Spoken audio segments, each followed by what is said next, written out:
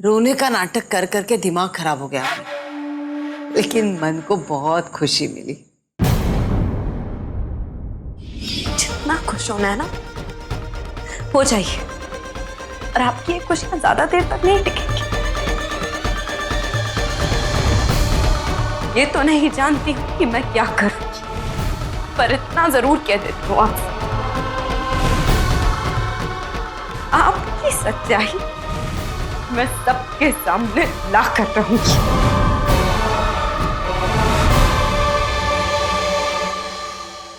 कोई है यहाँ?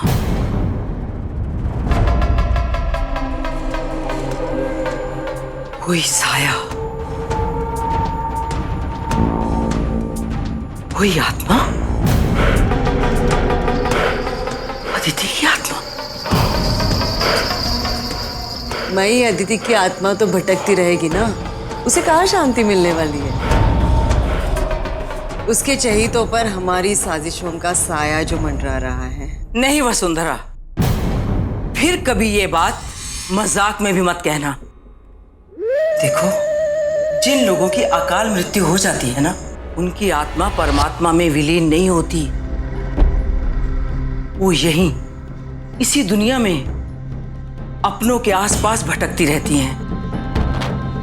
अदिति के साथ ऐसा ना हो तो अच्छा।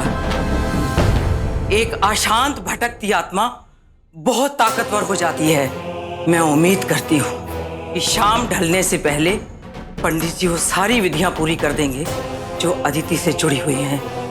इससे अदिति को मुक्ति मिलेगी, उसकी आत्मा परमात्मा में विलीन हो जाएगी, फिर वो हमें कभी परेशान नहीं कर पाएगी।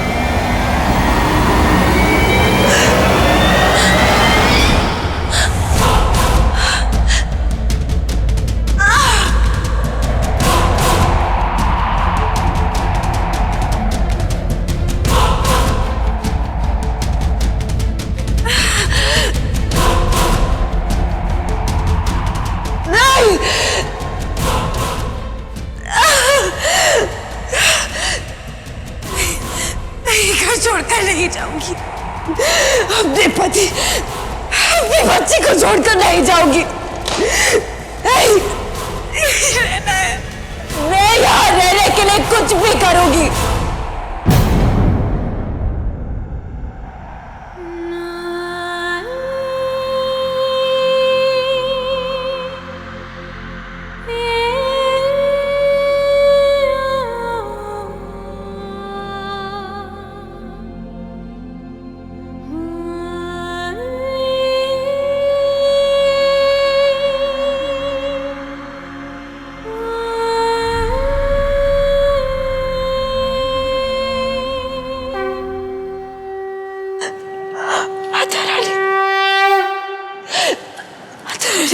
मदद कीजिए। अपने पति और अपने बच्चे को छोड़ के मैं नहीं जा सकती। उनकी जान को खतरा है। मेरा कर्तव्य है मैं उनकी रक्षा करूं। मेरी प्रार्थना स्वीकार कीजिए। मेरी मदद कीजिए। मैं ऐसे यहाँ से नहीं जा सकती। एक बार मैं अपनी जिम्मेदारी पूरी कर लूं फिर मैं खुद यहाँ से चली जाऊंगी।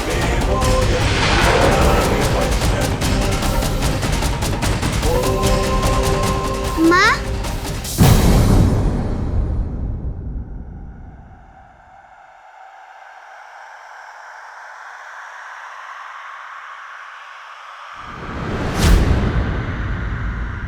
माँ,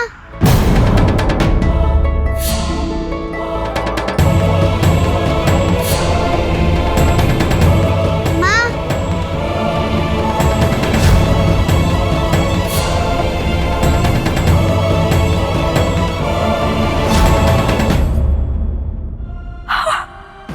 जी सुन सकती है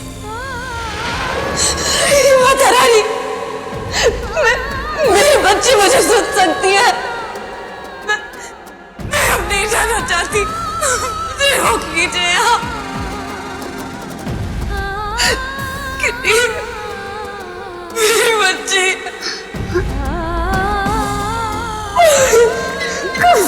अब तो मुझे सुन सकती है।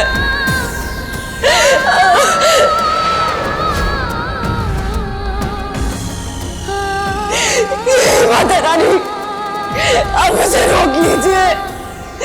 मैं नहीं जाना चाहती अपनी बच्ची के पास।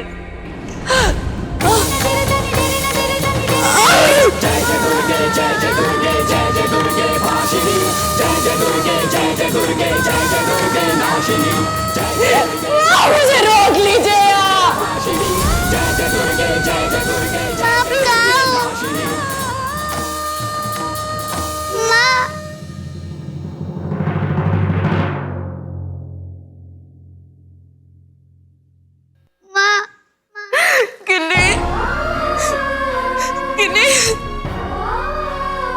माता रानी ने मेरी प्रार्थना सुन ली।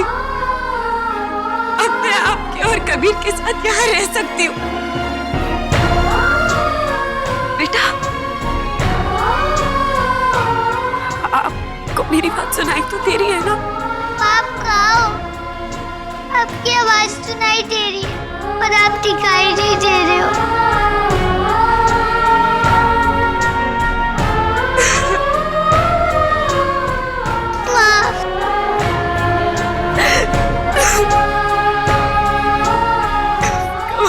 मुझे सुन सकती हो मेरी बच्ची।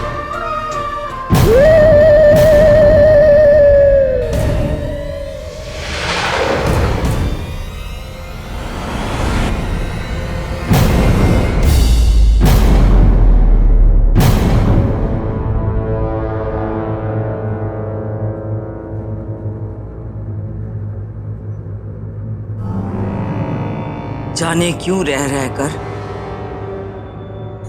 ऐसा महसूस हो रहा है जैसे कहीं कुछ गलत हो रहा है, कहीं कुछ बहुत खतरनाक हो रहा है। लेकिन क्या क्या हो सकता है वो?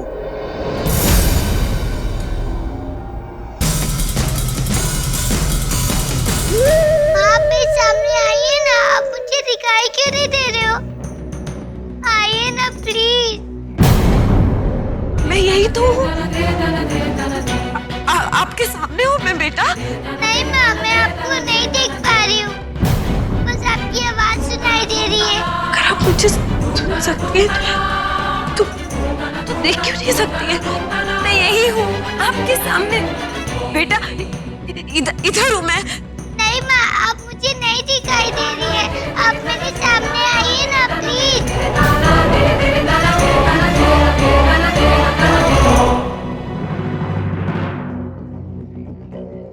कोई बात नहीं बेटा। आप मुझे देख नहीं सकते तो क्या हुआ? मुझे सुन तो सकती है। मैं यही हूँ आपके बिल्कुल करीब। आप कहाँ है? अपने हाथ नजदीक लाइए।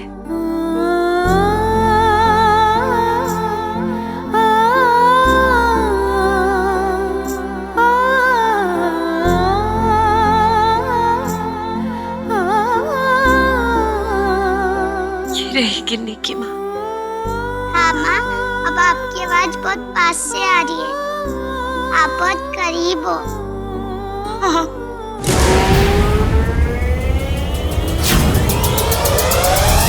मुझे तुम्हारी आहट महसूस हो रही है। सब समझ में आ रहा है मेरे। माँ, सब कहते हैं कि आप भगवान के पास चले गए हैं। सब मुझको छोड़ के क्यों चले जाते हैं? आप मुझको छोड़ के क्यों चले गए? आपने मुझसे प्रॉमिस किया था कि आप मुझको छोड़ के कहीं नहीं जाओगे, तो आप मुझको छोड़ के क्यों चले गए माँ?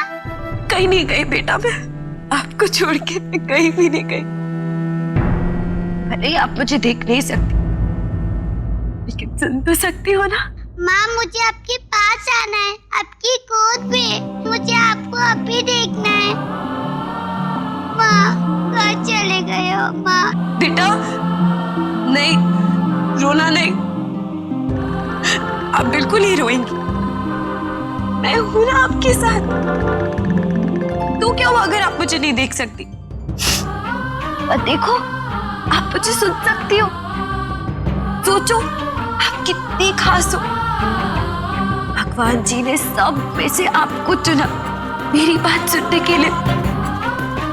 ऐसे रोते नहीं है बेटा, आपको तो खुश होना चाहिए। आपकी माँ आपके साथ है। चलिए, अब आप रोना बंद कीजिए और मुझे प्रॉमिस कीजिए कि आप कभी नहीं रोएंगी, हमेशा खुश रहेंगी। प्रॉमिस कीजिए मुझे। वैसे जैसे आपने पहले किया था। आपको याद है ना? हमेशा ऐसे मुस्कुराती रहना।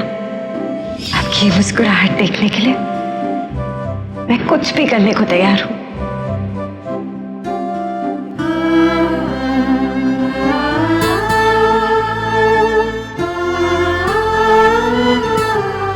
आपको किसी बात की चिंता करने की कोई जरूरत नहीं है। कोई भी बात हो तो मुझे आके जरूर बताना। वादा करती हूँ आपसे कि मैं हमेशा आपके साथ रहूंगी।